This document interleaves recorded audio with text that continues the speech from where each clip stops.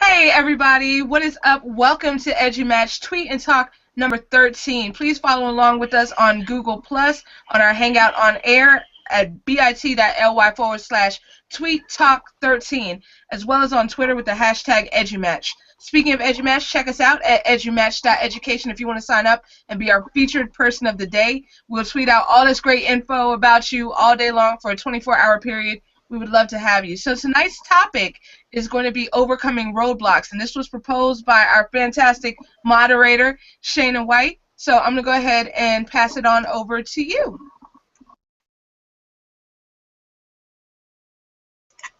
Good evening. Hopefully everybody's doing well. I'll start off with letting everybody introduce themselves, and then we'll kind of dive into the topic. So we'll start with Carla. Tell us where you're from and what you do, and then we'll go down the line.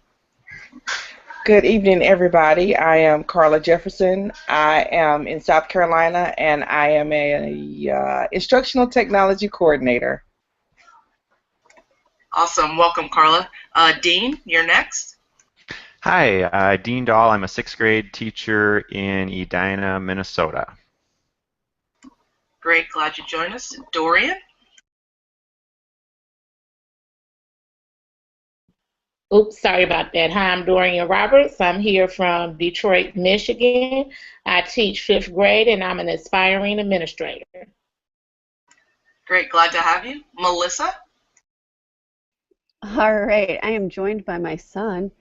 I am Melissa Eddington. I teach English as a second language in Columbus, Ohio. This year I'm at a middle school and 2 elementary schools. Great. Sarah, you can introduce yourself, even though you're the brains of this operation. All right. Hey, everybody. My name is Sarah Thomas, and I am a high school technology education teacher from the D.C. area. All right. And Tammy. Hi, everybody. My name is Tammy Neil. I teach tech and game design at a rural school in North Florida. Awesome. And I'm Shana White. I'm an instructional, I guess, a technology coordinator in Atlanta. I wanted to kind of make this more free-flowing. Normally I have questions because I'm very organized and kind of in the box, but I want to make it a little bit more wide open today. So there's tons of roadblocks that I think that educators feel. I think newbie educators, veteran educators, people in leadership. Just want to kind of go down the line. What would be probably the biggest roadblock you think you've faced so far in your educational career? I'll start with Carla and work my way down.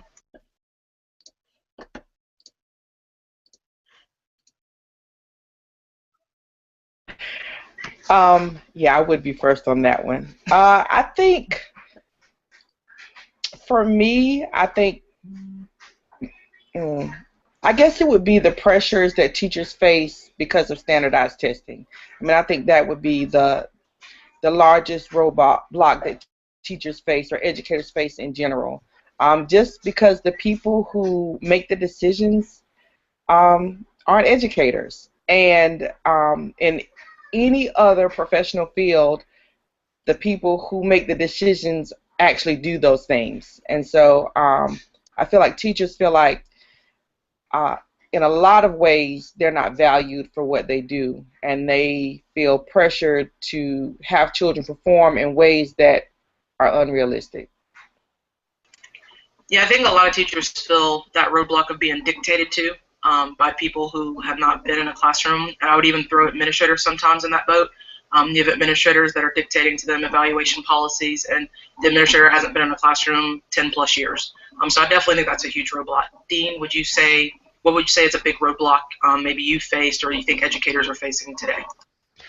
Well, I definitely agree with Carla on on that topic. My new obstacle is interesting, and I've talked to, as I network with teachers, the big push to move into technology, and whether it's iPad, iOS, or Chromebooks, or what have you, and everyone gives it a try. And now that that newness has worn off, I find that people are moving and gravitating either backwards or not, kind of getting stuck as to what technology or if it's going to go away. Or my theory is that there's so many different levels of awareness and knowledge that some people feel like I don't want to be singled out by not keeping up with the person, or like Sarah. I mean, she's just cutting and going like crazy, and it's like, where do I fit into that? So I get both sides of it, but it's a weird obstacle right now. Yeah, I think that's kind of like a hard roadblock to tackle because everybody has their own mind frame and mindset. Then you have fear from some of the teachers that you're dealing with, so that's kind of a roadblock. Then you have those teachers that I call kind of the sailboats. They're the high flyers that want to keep going and do something new. And you have that group that's in the middle. They can go one way or the other. They can go back and revert to old habits and say, you know what, this technology train I'm getting off of, or they can kind of go with the sailboat. So I completely agree with that, Dean. Dorian, what would you say as a teacher, maybe some roadblocks that maybe some of your students maybe face in the classroom that you've seen? I would probably have to go right now with the technology. Our state has adopted the Common Core and made it into their own, where it's now the M-step, so to speak. And just the assumption that all kids know how to work cell phones, kids are on cell phones all the time, therefore they know how to, all the intricacies of doing, taking an assessment on a computer.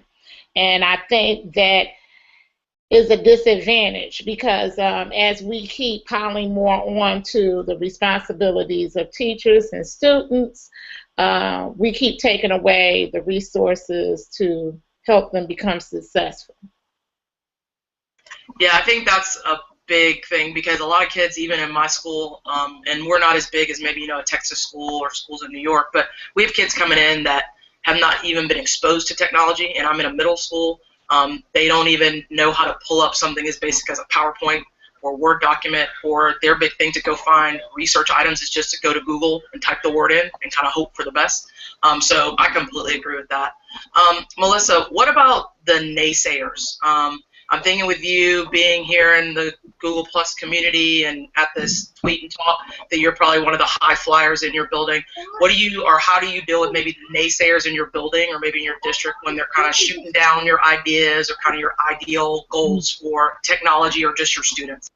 Oh, goodness. How much time do we have? No. I think, I tend not to like the word no a lot, and I will ask questions to try to get to maybe what I think is what is best for my kids or for the teachers. I started the Twitter chat for my school district, and it's been a struggle to try to get and keep people coming back. And I will talk about Twitter, I will talk about Voxer and all of these different social media outlets that I'm on, and I sometimes get eyes rolled and I'm like, no, but so I'm trying to find different avenues to get my message across, and not to be, well, if you're not this, then you must be that, or, the negative things. But I kind of wanted to go back to what you were asking, Dorian.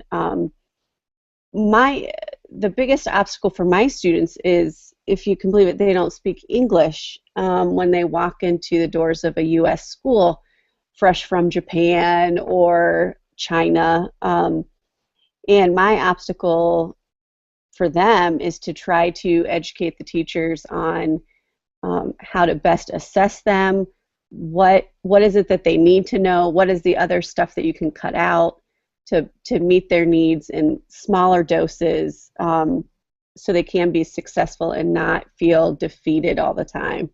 So I know I kind of answered two things there, but. Oh, no, it's all good. I think that a lot of teachers struggle with that. The ability to take kids where they are and meet their needs where they are, rather than putting them in boxes if they're an ESOL kid or if they're a special ed kid or if they're a minority kid or whatever the case may be. I think teachers, even though we seem to be huge advocates for the kids. Sometimes we can be the worst as far as putting kids in boxes and only serving them in whatever box they are in, instead of saying, hey, you know what, I've got to get outside this box to meet this kid's need, because they're coming in, like you said, not knowing English, or maybe they're coming from a disadvantaged socioeconomic background, whatever the case may be. I think sometimes as teachers we lose that in the mix because of Common Core, standardized testing, all those kind of like hierarchy items, that the kids kind of get lost in the shuffle. Tammy, with you being, I know you're one of the leaders of the Rural Ed Talk, what do you think are some roadblocks from being maybe from not a suburban or urban environment and coming more from a rural environment teaching-wise that you guys have to face? I think some of the roadblocks are that we don't always, we're not, how shall I put this? Rural schools are often looked at as a place for blue collar to happen. That's where your farmers come from. That's where your factory workers, they come more from rural areas, and that's not always the case. So it's often hard for us to overcome that stereotype that, oh, y'all from the country. And I can tell you, some of the most intelligent people I've ever met are sitting in my classes right now, and I cannot wait to see where they're headed.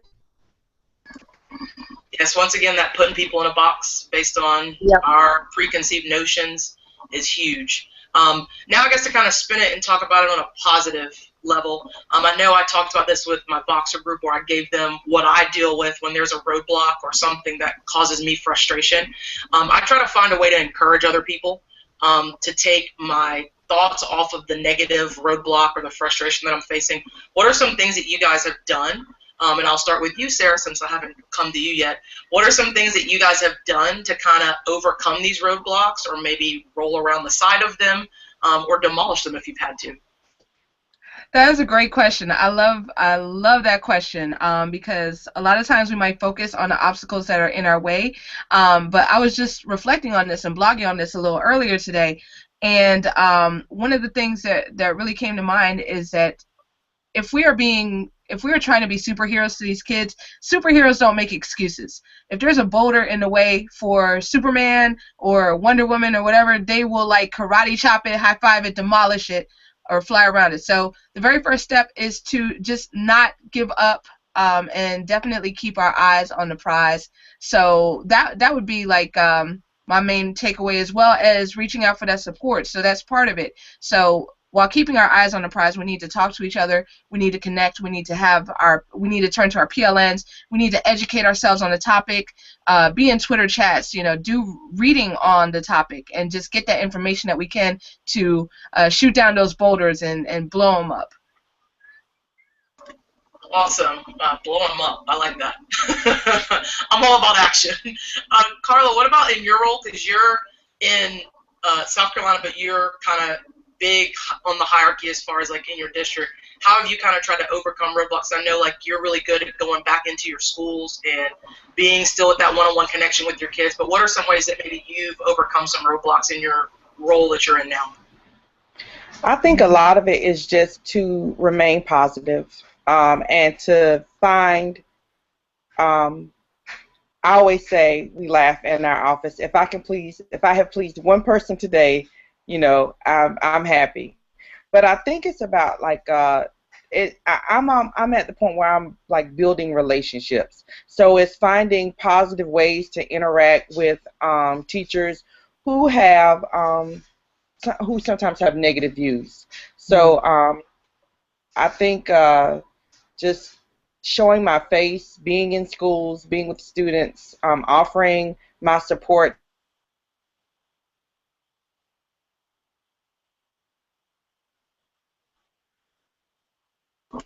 All right, I guess Carla, I don't know what happened. I'll just continue. I think that those are awesome ideas. I think I mentioned this to my PLN. Sometimes people, when they're negative, they're looking just for an audience. And if you don't necessarily feed into that audience of negativity, then they have no one to listen. And they're looking for somebody to go, and complain, and I don't like this, and I don't like that. And if you don't give that an audience, I think that helps. And a lot of times they're being negative because they're afraid. I think deep down, a lot of times people are negative or they're naysayers about anybody that's trying to be a high flyer or do the right thing. They're naysayers because they're afraid. What Dorian and Melissa, I'll go back to you guys. What about like with your students? How have you maybe seen some of your students overcome roadblocks, or maybe how have you assisted some of your students to overcome roadblocks that they've faced? I'll jump in first. I think really just giving them tools and reminding them to bring their electronic dictionaries to school really helps. I use my paper dictionary and they'll use their electronic dictionary, but really just using tools that they have around them to access the learning, I guess. And really it's a lot of modeling for them and showing them what they need to do as opposed to just telling them.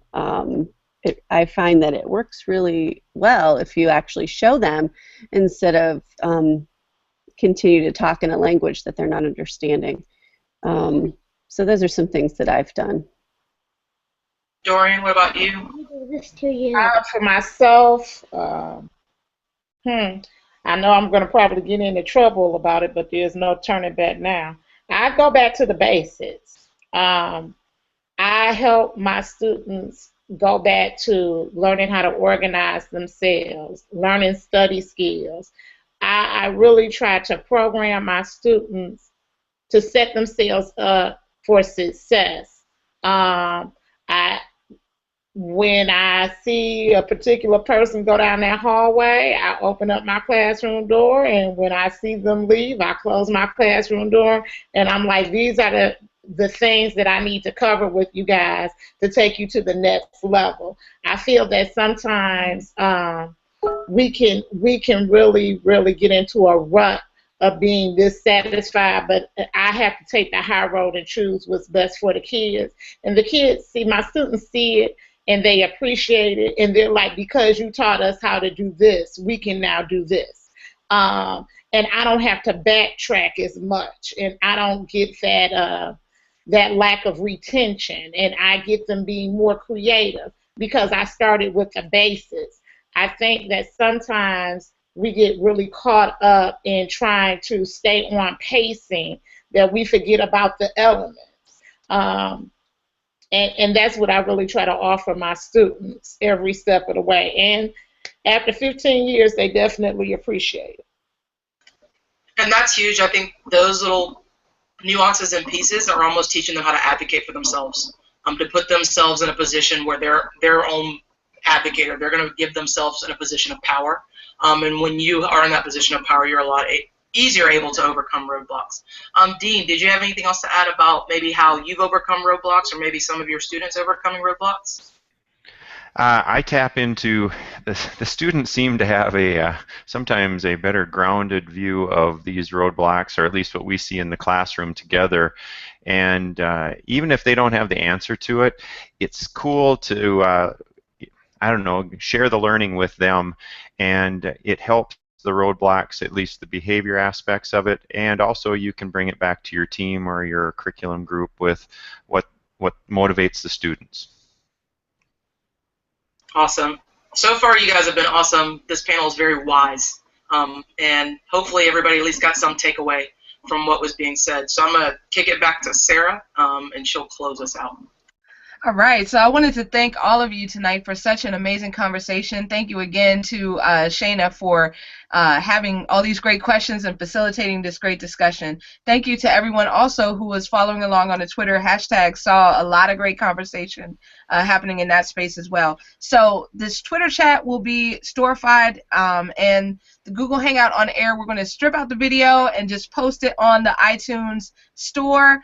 So it'll be available there as well. If you'd like to subscribe, then go to bit.ly/EduMatchPodcast. So check us out next week. Next week we're going to be debating a controversial topic. Should we pay or should we not pay for resources that we use in our classroom? So we're going to be looking at both sides, and of course we'd like to extend an invitation to anyone who's on the panel with us right now, or to anyone who's watching us, or to anyone who has that interest. Just sign up at bit.ly/tweettalk 14. So that's going to be the 14th episode, Sunday, 6 p.m. Eastern Time. Anyone can be a panelist. Just leave a comment or on the Google Hangout page. And last but not least, just wanted to throw an opportunity out there. If you ever have a big educational idea, if you're wondering what would happen if so-and-so did X, Y, and Z, or if you're already working on that yourself, then please, we are crowdsourcing a video for something going on at Michigan State University on November 7th. So check that out, bit.ly/bigeduideas. So we'd love to hear your different ideas and maybe get you some support on those ideas. So thank you again to everyone, and have a fantastic week.